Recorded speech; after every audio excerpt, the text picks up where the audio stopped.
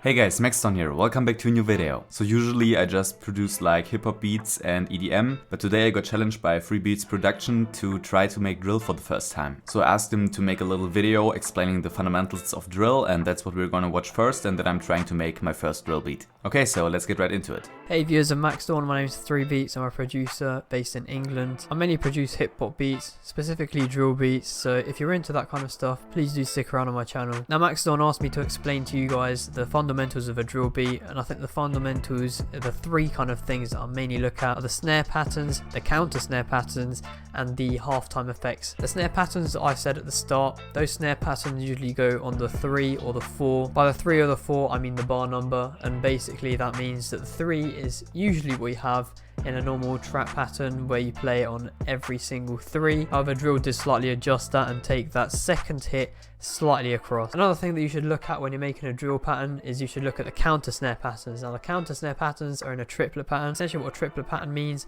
is you have a note value of 2 with a note slid just in the middle of it, and this in turn gives us a unique bounce you don't get in many other styles of music. And then thirdly, we have that gross beat slash halftime pattern that I was just talking about. Now especially on pianos, if you're trying to make a dark melody, you'll use a halftime effect. This halftime effect basically takes a note value and augments it, and what that basically means is to take that note value, keeps that same note value, but ends up stretching the sound so it sounds like it's at the same pitch at the same time, but it is slightly stretched out across the bar, and it helps to create this dark atmosphere in your beats. So thanks for Maxton for having me on his channel, and I hope you make some fire drill beats. Okay, so I also got sent some samples by 3beats that we're going to check out in a second. From what I can tell so far, I should really try and get a nice groove and rhythm with the hi-hats and snare, and of course also do some sliding 808s later on. Okay, as you guys can see, I have the 3beats drill samples right here, so let's just check some of them out.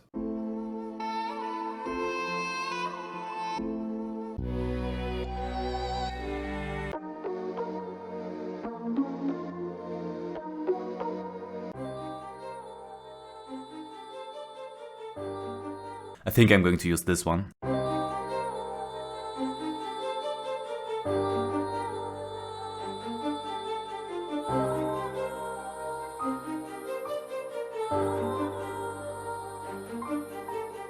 And by the way guys, I have linked the socials from 3beats in the description, so if you want any of these samples, you can check them out.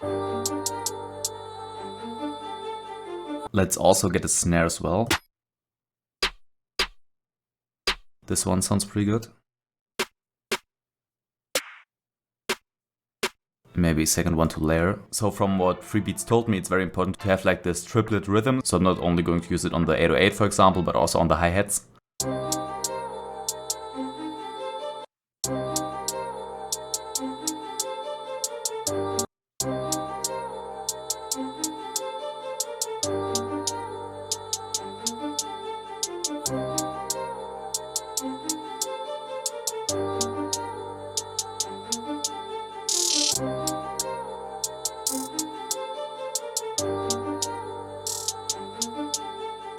So usually in my trap beats I would put the snare right here, so we have it hitting on every half of the bar.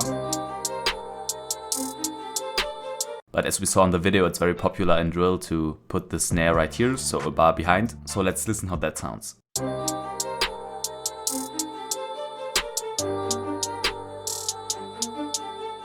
So let's use the other snare to layer it with the first one.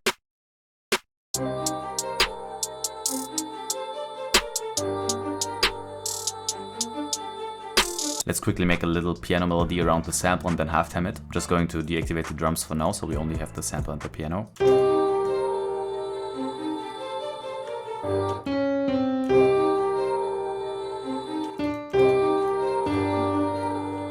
In the original sample we don't really have a bass note, so I have some freedom to change up the chords.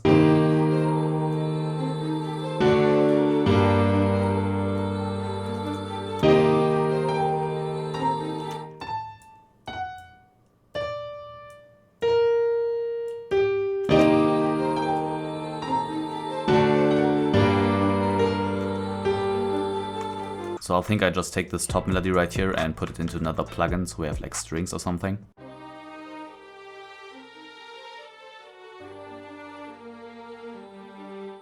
Okay, so let's get like a very crunchy 808 to do some slides and stuff.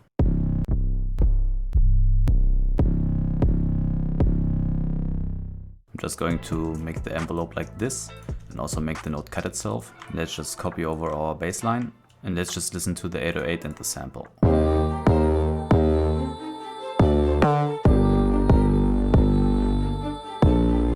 So I'm just going to stretch out the last note that leads back into the first 808, and let's just activate the slides right here and then do like some different slides at the end.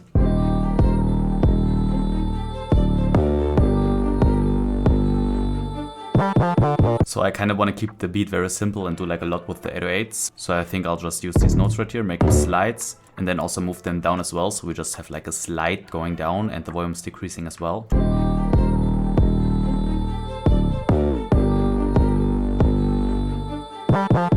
I'm just going to get the kick now. I think I'm just going to make the kick follow the 808 for now, since I'm not really sure if the kick should hit on like different beats than the 808. So for now I'm just going to make like the 808 knock a bit more, since I sidechain it with the kick. I'll add some more kicks in the middle, which may be a bit much, but I feel like it could sound very good since the 808 cuts off at that point.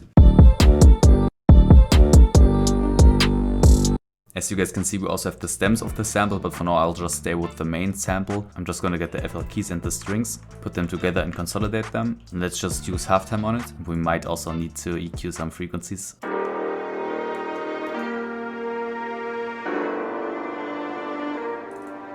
Okay, so I just switched the intro to compound time. This obviously won't affect the drop, but I feel like if you halftime it in compound time, the different chord changes sound much better.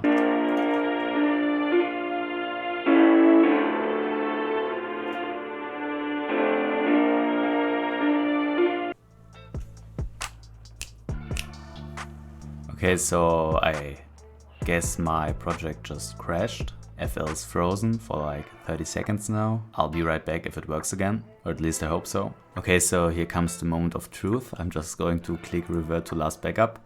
And yeah, let's hope that everything's there. Okay, as you guys can see, we lost like, I don't know, 10-15 minutes of arranging and stuff. So I'm just going to do all of that again, mix a little bit more, and then show you the final result. If you guys like this video or have any questions, just let me know in the comment section. And if you're interested in more music content, check out my Instagram. And I hope you enjoy my first drill beat. See you guys next week. Bye!